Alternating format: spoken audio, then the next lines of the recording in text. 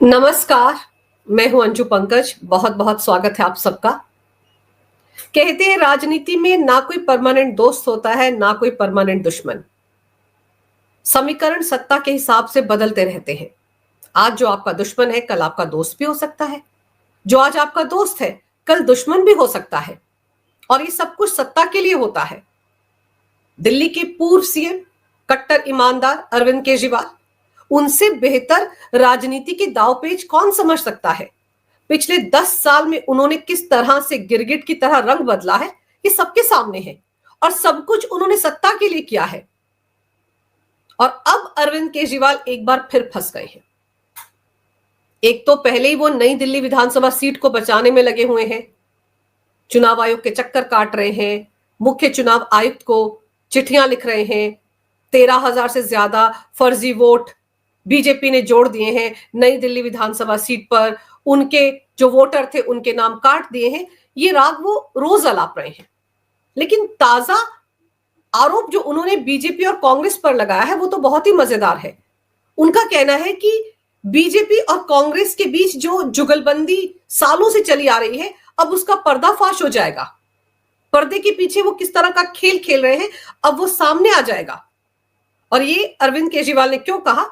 क्योंकि अरविंद केजरीवाल को जिस तरीके से सीलमपुरी में पहली चुनावी रैली करते हुए राहुल गांधी ने टारगेट किया था, उसके बाद अरविंद केजरीवाल ने कहा था कि मैं राहुल गांधी को लेकर कुछ नहीं बोलूंगा, क्योंकि राहुल गांधी तो कांग्रेस को बचाने में लगे हुए हैं और हम देश को बचाने में लगे हैं।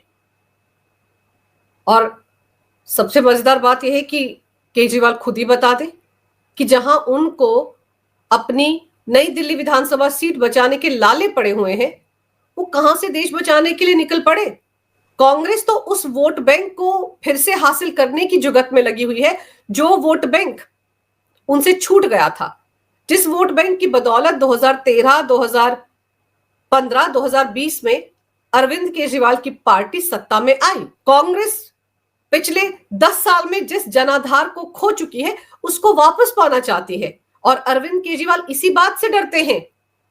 इसीलिए जब उनको कहने के लिए कुछ मिल नहीं रहा है तो उन्होंने बीजेपी और कांग्रेस के बीच जुगलबंदी है ये राग अलापना शुरू कर दिया।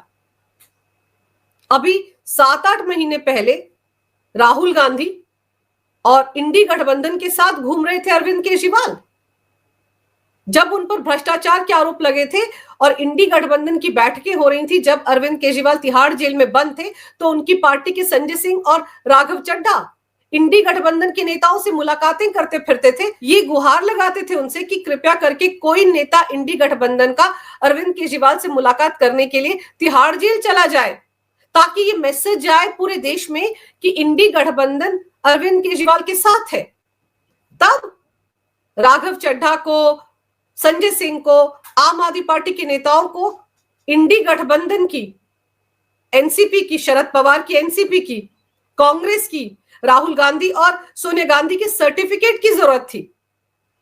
और अब जब राहुल गांधी ने सीलमपुरी में रैली में अरविंद केजरीवाल को टारगेट किया कि वो तो झूठ बोलते हैं, उन्होंने दिल्ली के लिए कुछ नहीं किया, तो संजय सिंह को आगे कर दिया अरविंद केजरीवाल ने। संजय सिंह कह रहे हैं कि उन्हें राहुल गांधी से या कांग्रेस से अरविंद केजरीवाल के लिए किसी तरह के सर्टिफिकेट की जरूरत नहीं है। बड़ी जल्दी भूल गए संजय सिंह कि वो तो ईमानदारी का सर्टिफिकेट लेने की कोशिश कर रहे थे कांग्रेस और एनसीपी से और तमाम राजनीतिक पार्टियों से, जिन पर खुद अरविंद केजरीवाल भ्रष्टाचार के आरोप लगाते थे। और अब कहा जा रहा है कि हमें सर्टिफिकेट की जरूरत नहीं है। और फिर राहुल गांधी पूरे दमखम के साथ मैदान में उतर गए हैं। इस बात से अरविंद केजरीवाल के तोते उड़ गए हैं। राहुल गांधी ने मंगलवार को सोशल मीडिया साइट एक्स पर 19 सेकंड का एक वीडियो शेयर करके अरविंद केजरीवाल को चौतरफा घेरा।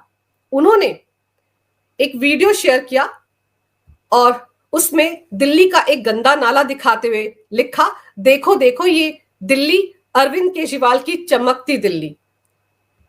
ये वीडियो है। राहुल गांधी लिख रहे हैं, ये है केजरीवाल जी की चमकती दिल्ली, पेरिस वाली दिल्ली। अब इसके जवाब में अरविंद केजरीवाल क्या बोलेंगे?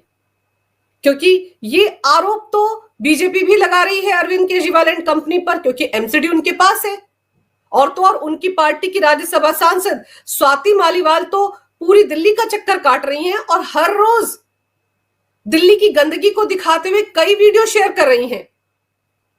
उनको तो जवाब देते नहीं बनता आम आदमी पार्टी के नेताओं से, लेकिन राहुल गांधी जिस तरह से उन्हें घेर रहे हैं, इसकी उम्मीद अरविंद केजरीवाल ने नहीं की थी। इसीलिए उनको जोरदार झटका लगा है।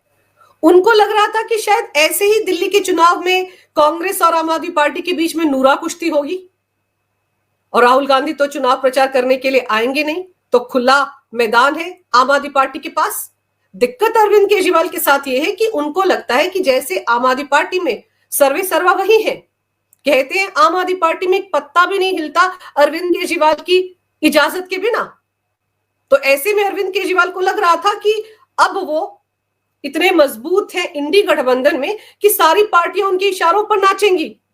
जैसे एक झटके में ममता बनर्जी ने आम आदमी पार्टी के समर्थन का ऐलान कर दिया, अखिलेश यादव ने ऐलान कर दिया, उद्धव ठाकरे ने ऐलान कर दिया और शरद पवार ने भी दिल्ली विधानसभा चुनाव में आम आदमी पार्टी के समर्थन का ऐलान किया।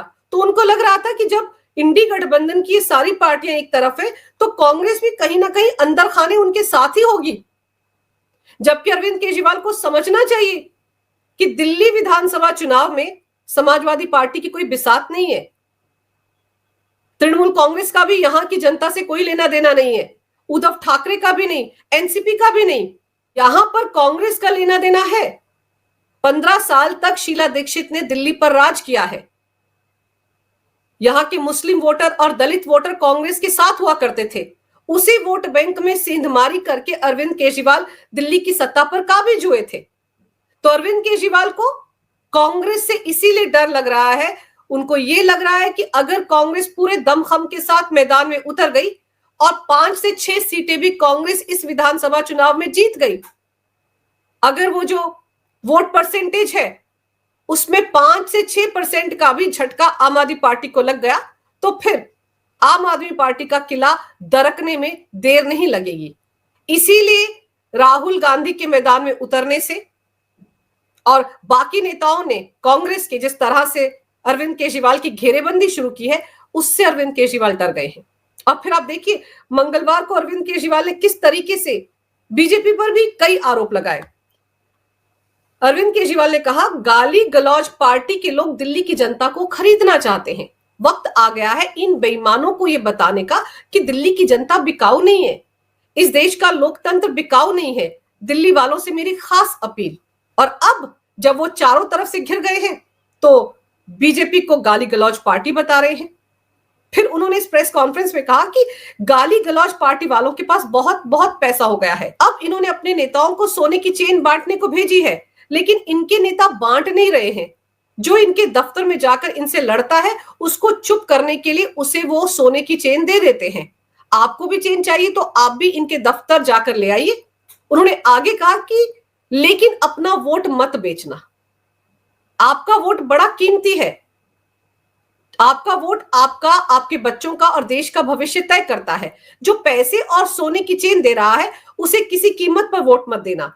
किसी को भी वोट दे देना, लेकिन वोट खरीदने वाले को वोट मत देना। तो अरविंद केजरीवाल खुद क्या करते आ रहे हैं 2013 से, वो भी तो वोट खरीदते ही हैं, मुफ्त की रेवड़ियां बांट बांट कर। दिल्ली की जनता को मुफ्त की रेवड़ियों की आदत किसने लगवाई? अरविंद केजरीवाल का नाम देश की राजनीति में सुनहरे शब्दों में लिखा जाएगा जब जब रेवड़ी कल्चर की बात होगी।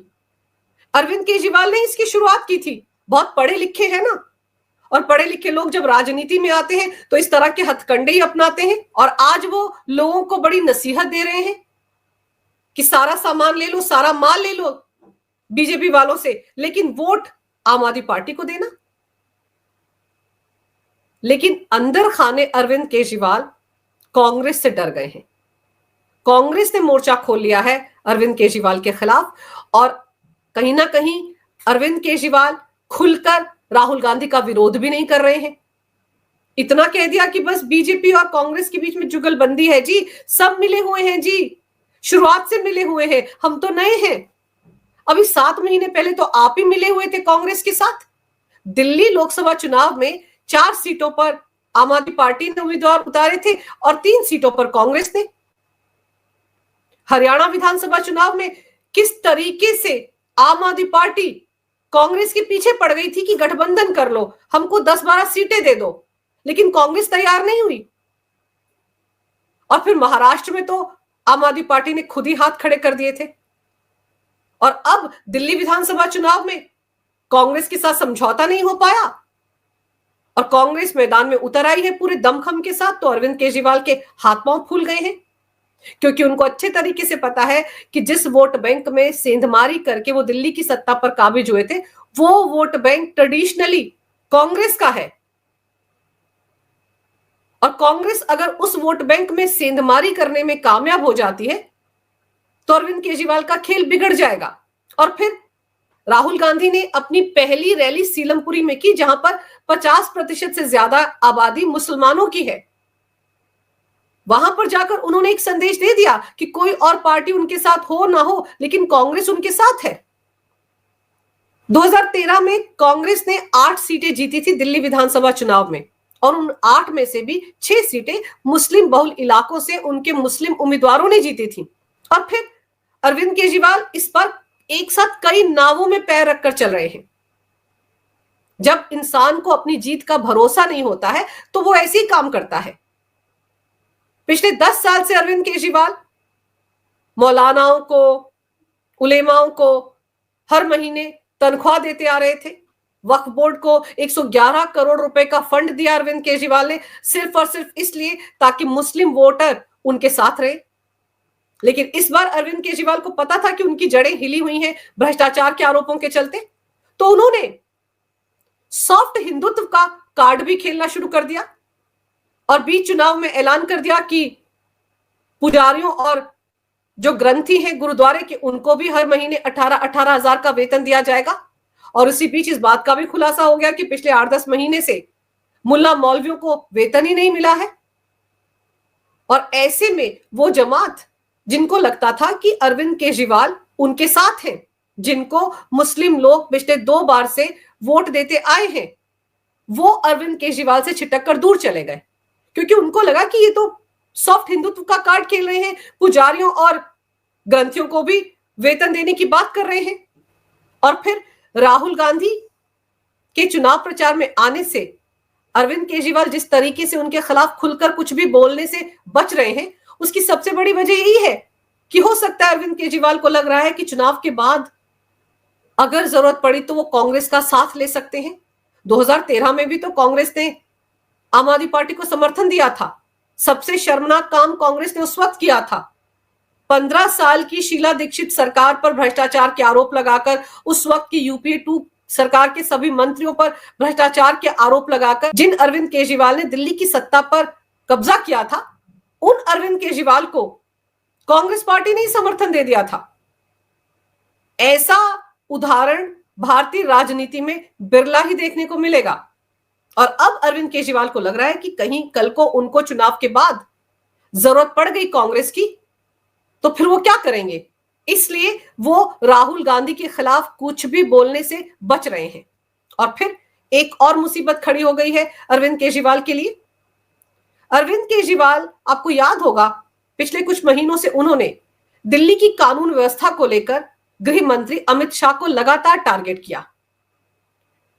कानून व्यवस्था की धज्जियां उड़ रही हैं, दिल्ली की पुलिस कुछ कर नहीं रही है, महिलाएं असुरक्षित महसूस कर रही हैं, वगैरह वगैरह। और तब दिल्ली के स्कूलों को धमकी भरे ईमेल मिले थे कि बम से उड़ा दिया जाएगा स्कूलों को। अफवाहें थी।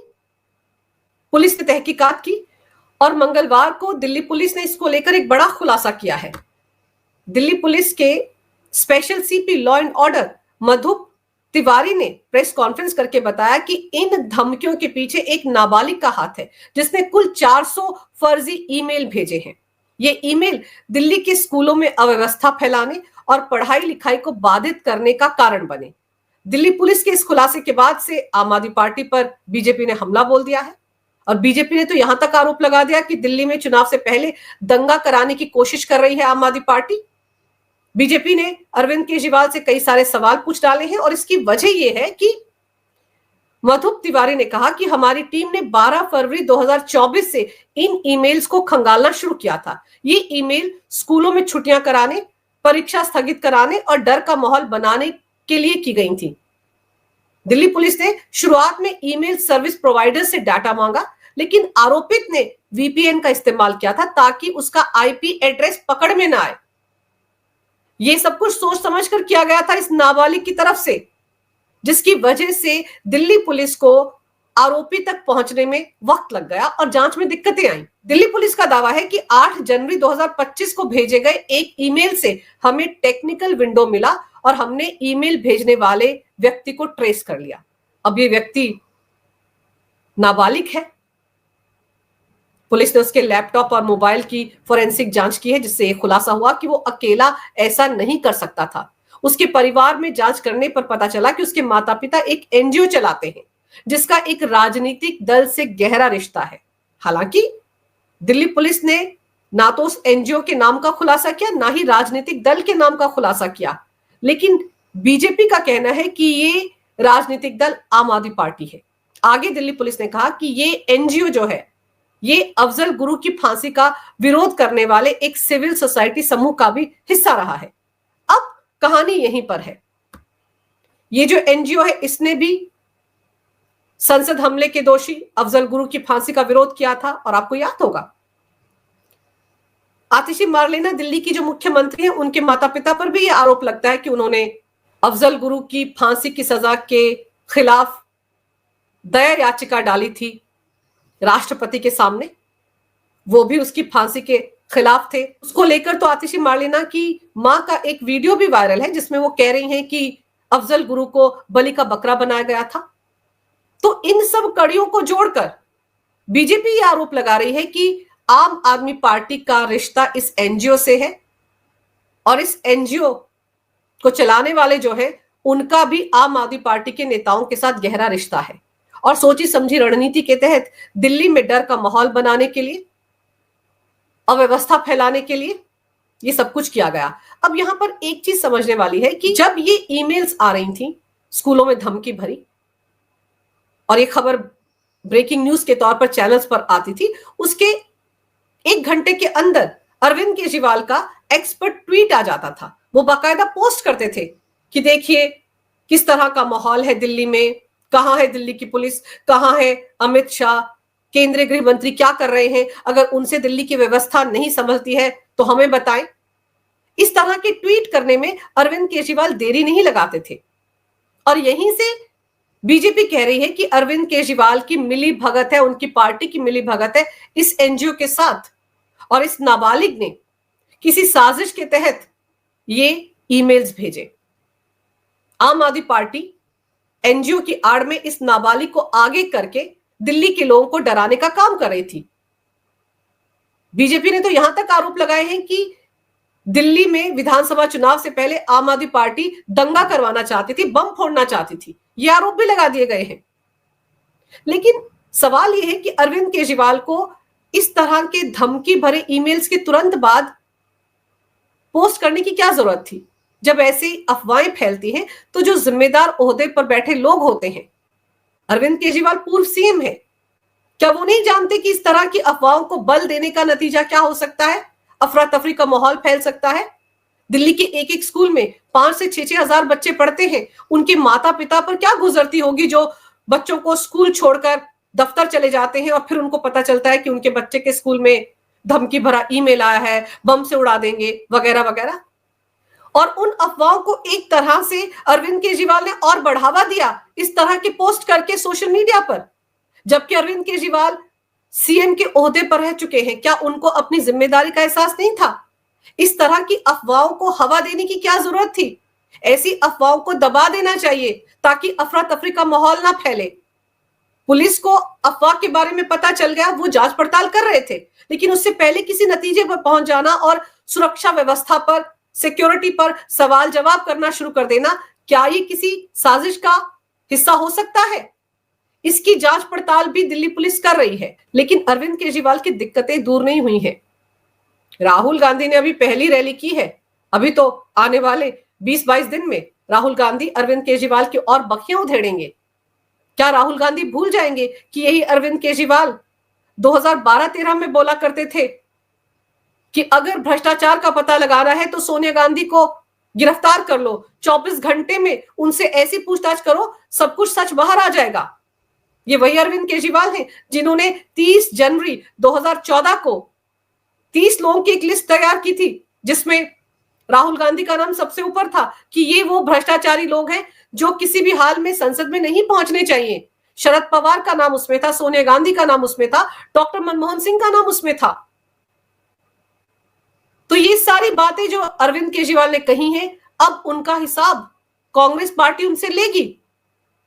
वो जो 270 पन्नों की फाइल लेकर अरविंद केजरीवाल घूमते थे शीला दीक्षित के खिलाफ, कि जैसे ही मैं सीएम बनूंगा शीला दीक्षित को सलाखों के पीछे डाल दूंगा, अब तो उनका बेटा संदीप दीक्षित 10 साल के बाद ही सही अरविंद केजरीवाल से पूछ रहा है ना कि कहां है वो फाइल, बताए। अगर आरोप लगाए थे शीला दीक्षित पर तो सबूत क्या है? संदीप दीक्षित ने तो कहा था कि वो अरविंद केजरीवाल के खिलाफ मानहानि का केस भी करेंगे, और उन्होंने तो ये सवाल भी उठाया कि अरविंद केजरीवाल कह रहे हैं कि हम देश बचाने जा रहे हैं, तो शराब घोटाला करके वो कौन सा देश बचा रहे थे?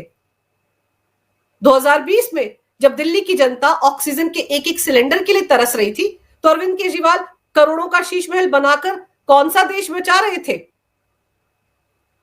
तो जितने भी घोटाले अरविंद केजरीवाल ने किए हैं, अब उस पर सवाल उठा रही है वो कांग्रेस जो लोकसभा चुनाव में अरविंद केजरीवाल के साथ थी। पहली साख दांव पर लगी हुई है।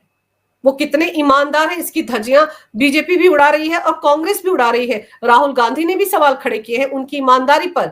दिल्ली हाईकोर्ट तक ने उनकी ईमानदारी पर सवाल उठाया है। दिल्ली हाईकोर्ट ने एक दिन पहले कहा ना कि आपके पास सीएजी की 14 रिपोर्ट्स पड़ी हुई थी सीएम के दफ्तर में। शराब घोटाले की सीएजी रिपोर्ट तो 5 मार्च 2023 को ही दिल्ली सरकार के पास पहुंच गई थी। समय रहते उन रिपोर्ट्स को दिल्ली विधानसभा में टेबल क्यों नहीं किया गया? इसी से आम आदमी पार्टी की ईमानदारी की मंशा पर सवाल खड़े होते हैं। इसी से पता चलता है कि इन रिपोर्ट्स में आम आदमी पार्टी के भ्रष्टाचार के सारे कच्चे चिट्ठे को खोला गया था, और इसीलिए डर के मारे अरविंद केजरीवाल हो या आतिशी मारलेना हो, इन्होंने अपनी संवैधानिक जिम्मेदारी को निभाया नहीं। दिल्ली हाईकोर्ट जब ये सवाल उठा रहा है तो फिर किसी के मन में शक शुबा नहीं रहना चाहिए अरविंद केजरीवाल की इमेज को लेकर। दिल्ली के सरकारी स्कूलों में किस तरह से भ्रष्टाचार हुआ, दिल्ली के मोहल्ला क्लिनिक्स में किस तरह का भ्रष्टाचार हुआ, इसको लेकर तो दिल्ली हाईकोर्ट से कितनी बार फटकार पड़ चुकी है आम आदमी पार्टी के नेताओं को। अब कुछ नहीं बचा है। हर तरफ से फजीहत हो रही है आम आदमी पार्टी की और अरविंद केजरीवाल की। इसीलिए अरविंद केजरीवाल डर गए हैं और राहुल गांधी ने रही सही कसर पूरी कर दी है। तो देखना दिलचस्प होगा कि एक तो दिल्ली पुलिस ये एनजीओ वाले मामले में और क्या खुलासा करती है, और दूसरा अरविंद केजरीवाल जो कि कह रहे हैं कि बीजेपी और कांग्रेस वाले मिले हुए हैं जी। अब आगे वो क्या आरोप लगाएंगे बीजेपी और कांग्रेस पर, और राहुल गांधी जो सामने से आकर अरविंद केजरीवाल को टारगेट कर रहे हैं, क्या अरविंद केजरीवाल इतनी हिम्मत जुटा पाएंगे कि राहुल गांधी के खिलाफ अब अपना मुंह खोले? अगर आपको ये वीडियो अच्छा लगे तो कृपया इसे लाइक करें, शेयर करें। अगर आप पहली बार मेरे चैनल पर आए हैं तो कृपया मेरे चैनल को सब्सक्राइब करना ना भूलें। मेरे चैनल को अपना पूरा समर्थन दें। ये वीडियो देखने के लिए बहुत बहुत धन्यवाद। नमस्कार। भारत माता की जय हो। वंदे मातरम और जय श्री राम।